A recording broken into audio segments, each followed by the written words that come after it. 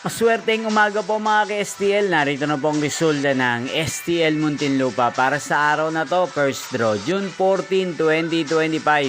Araw ng Sabado. Naway ang mga natayan nyo po mga numero kanina ay manalo nawa ngayong umagang ito.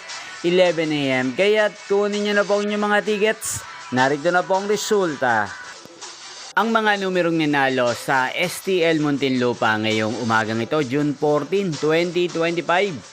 11 AM. First draw result, 28 at 37 in exact order. Sa lahat po ng tumaya kanina sa STL Muntinlupa para sa first draw ng 28 at 37.